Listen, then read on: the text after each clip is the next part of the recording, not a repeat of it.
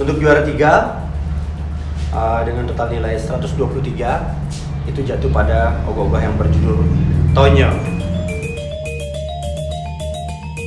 Ogoh-ogoh ini sepertinya yang membuatnya ini sangat teliti dalam membuat anatomi. Jadi penggambaran Tonyo ini digambarkan sebagai seperti posturnya sih seperti wanita tua. Cuman yang menarik dalam ogoh-ogoh ini adalah ornamennya itu dibikin sangat detail.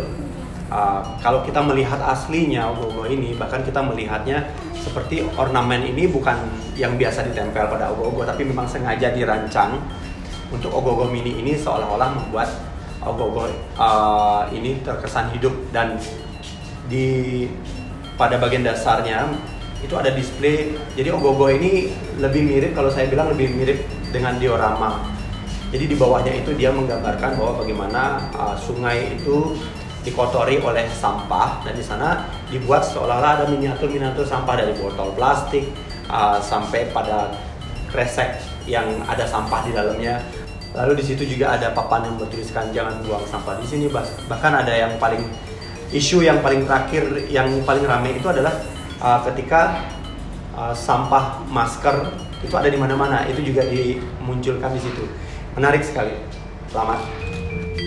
Lalu yang menjadi juara 2 adalah dengan total nilai 126 berjudul Silih-silih Kambing. Ogoh-ogoh ini menarik ya. Biasanya ogoh-ogoh diambil dari cerita-cerita yang dari babat, dari sastra. Kalau Silih-silih Kambing ini justru dari cerita dongeng atau cerita legenda yang sering saya dengar pada masa kecil, di mana si kambing ini berteman baik dengan si anjing, lalu dia meminjam tanduknya agar kelihatan gagah, dan akhirnya tanduknya tidak dikembalikan lagi. Nah, ini sebenarnya gambaran yang sangat bagus untuk diangkat dalam sebuah pertemanan. Itu bisa saja hancur karena adanya ketidakjujuran. Nah, selain ogoh-ogoh ini juga penggarapannya itu memperhitungkan dari komposisinya, ekspresinya si kambing yang ketakutan ketika dikejar oleh si anjing, ketika ditagih tanduknya yang dipegang itu membuat ogoh-ogohnya seolah-olah bercerita tentang cerita si kambing ini sendiri. Nah, ini sangat menarik sebenarnya. Selamat. Dan untuk juara 1 dengan total nilai 128 itu jatuh pada karya dengan judul Sangyang Ajitaksu.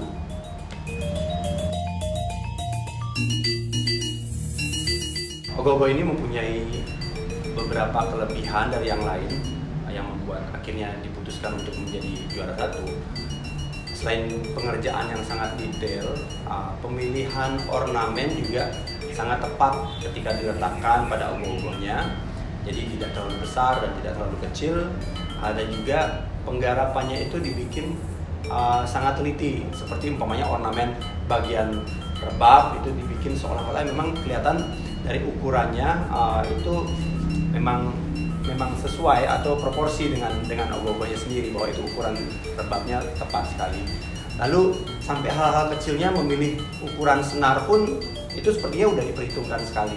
Jadi dari komposisinya, dari proporsinya, dari ekspresinya, ogoh-ogoh ini punya banyak kelebihan.